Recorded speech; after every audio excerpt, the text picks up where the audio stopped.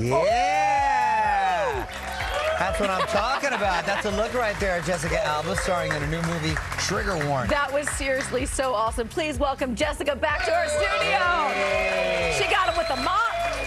I like I seeing got them with the mop. the mop, the jacket. The jacket's a cool move. I like seeing... It was chaps, actually. Oh, chaps? Yeah. It looked like a jacket. Okay, Yeah. that's another story for another day. But I like seeing action star Jessica. It reminds me of Angel back in the day right Dark there. That was Angel cool. coming through. Yeah. Our Dark Angel, pardon me. Yeah. Yes, exactly. How was it kind of getting back into that mode?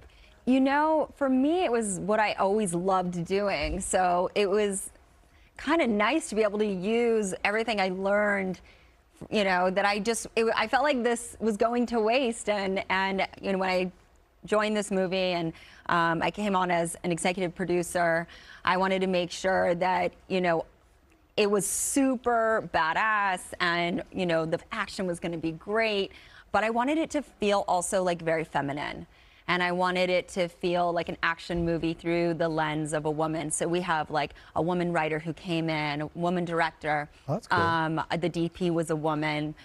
We have a bunch of department heads that were women on this movie that you wouldn't, that it's just not normal for this genre in particular. Right. No. It's pretty male dominant. Yeah. And I'm like, you know, women are so badass. And we literally give birth and juggle all the things and do all the stuff. And I was like, it would be so cool to have an action movie where you also saw like her being feminine and her, you know, grieving and, you know, show real emotion and show friendships and all of that while also her kicking ass. And a lot of butt. Because watching Balance. that, first of all, I love the EP hat that you wear for this, but that fight scene, that doesn't look like you're acting. You're legitimate. Like that was. I was in there. You were in there. I was in there doing that. And so I think a real hard work women star. are judged for their fight scenes. I think extra hard. What was the key to getting this so badassly right? I guess I just made up the word badassly. Badassly.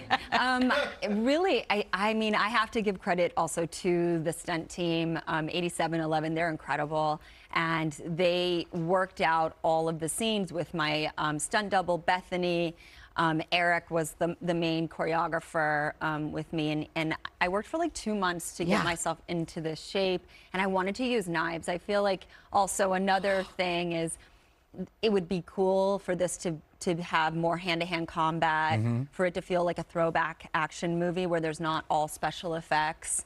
And when you grabbed that out of your shoe, I said, "Woo, you better run!" Then the chainsaw came out. Yeah, and I learned like with the dagger, and I learned with the machete, and I got to learn how to do fighting with knives and I like that move. Yeah, it was great. The double back. That's a lot of... Yeah, the little breaking of the arm, breaking the shoulder. Yeah, no big deal. That's a lot of hard work right there. That takes a lot of time to put together and stuff. So obviously I mean, you've always been in great shape, but did you have to train? Not really, I would say. From what I will remember. No, I mean, I was when I was working, but then I was like, you know, running my company and doing that and focused on that for a long time. So it was humbling when I had to get back into shape. I was like, oh Lord, okay. What you've done with the Honest Company has been incredible. What was the decision for that break in acting? Is it the kids getting up in age too and just right time for you to get back into it? Yeah, I mean, I would say I was really focused on Honest, and you know, when you have a vision and you want to build something that doesn't exist and you're building something from scratch, it takes a lot of you, and it took a lot of me and a lot of my time and my focus. So that was my focus for like 12 years. And I feel, you know, like we have the most incredible executive team in place, the CEO I love, and we had our best quarter ever. And I was like, this is time for me to like step back, let them run the company, and you know, I'm still on the board, but it's sort of like sending your kid off to college, right? Sure. And you know, then I can focus on entertainment and producing and getting back into acting, which was my first love as well. Well, you've been able to balance everything so well with the acting, your company, and your kids. And we were just talking about, I believe your oldest turned 16. She Man, I can't believe. I remember when she was a little baby. It feels like it flew like that. Oh, wow. My gosh, she's like a woman now. I know. They feel really cooked at 16. Especially females. Yes. Oh my God, she's all big. And she's super tall. Wait, is she driving yet? She is. Oh my God, how was that? It's terrible. Right? Doesn't it seem like too young? Like now that we're older, it seems way too young, right? It just doesn't make any sense. And I'm like, how are these kids out on these streets? Yeah, Like, it shouldn't really be allowed. And there's so much more distractions now with the phone. Put the phone in the trunk, but that you want them to be reachable. It's the scariest thing when they turn 16. If I was that age, I'd be about Uber.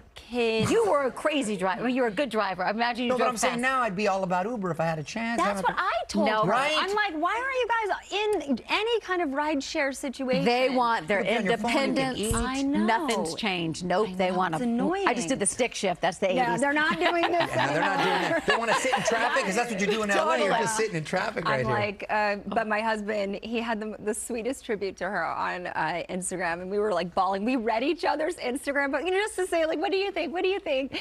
And we were crying together, and we cried basically for 3 days straight about it because we just can't believe, our life really changed when we had her, and it got so much. Our hearts got so much bigger, and our world got so much bigger. But it was a really like emotional and bonding moment. Yeah, for us, her going into this stage. Because like you're proud of yourself as parents. Yeah, like, hey, we did it. Yeah, we did it. Exactly. And she's like pretty awesome. Like we'll take a little credit. Yeah.